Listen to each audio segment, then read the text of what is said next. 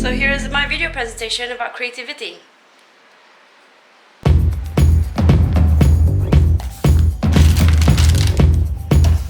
Oh, there you go.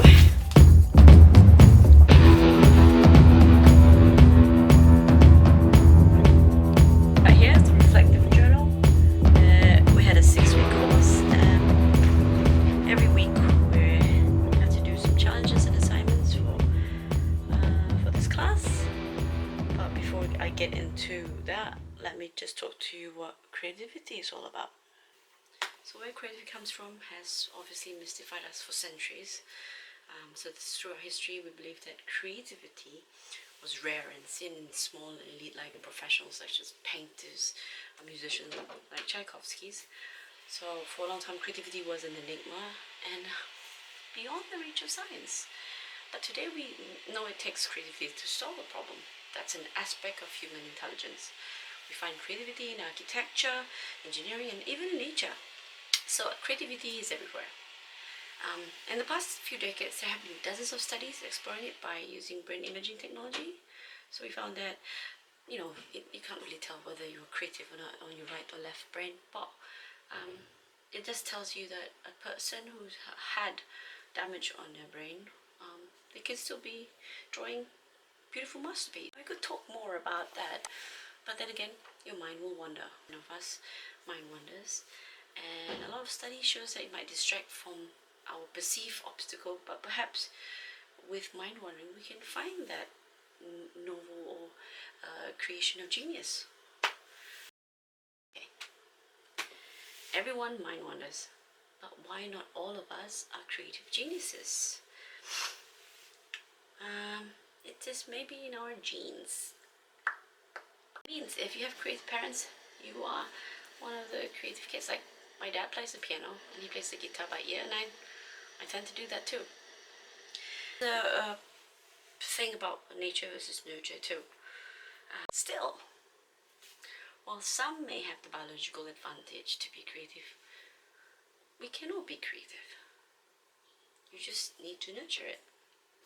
Like what I'm learning in this class in the past 6 weeks, all I did was to understand more of the week's assignments and how we nurture my creativity.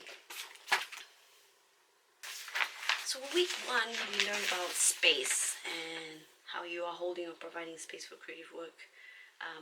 From my point of view, was I needed a space that's quiet or probably some interaction. There's nature, blue sky and all, so I picked the park. And then there is also empathy, where we questions our colleague, and understanding why empathy is important in our creative process.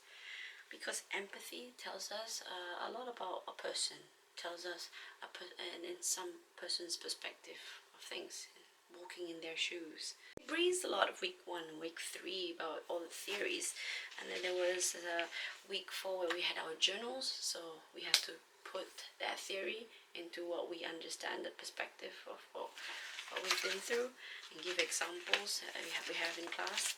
And then there was this artwork that we did too. Oh, well, I kind of dismantled some parts of it, but the masculinity. The theme was about power, money, and sex. Anyway, how obviously it makes you understand that power is very important, and a perspective of a woman. I see that the power, the decision making in the corporate world is mainly made by men. The idea of creating that didn't just come off just like that. It took time. It took a lot of collaboration. It took a lot of feedback, especially from people trying to understand what I try to make. This is how it looked before. What did I learn mostly about your class, David? If you have an idea and you have to be risky about it, go for it. I mean, a lot of people were having some giggles and laugh about it from the beginning of showing my artifact. It's good to have humor. It's good to have people laughing at it or laughing with me about my artifact, because there is a sense of emotion that comes through it, and through emotion people remember that, oh my god, I did that. With all this, the work that I'm doing right now, or future work that I'm going to see, I have to understand what the work is all about. To understand the meaning of it, you have to collaborate with others, brainstorm if you can. You just have to be you, and take risk, calculated risk. So that's about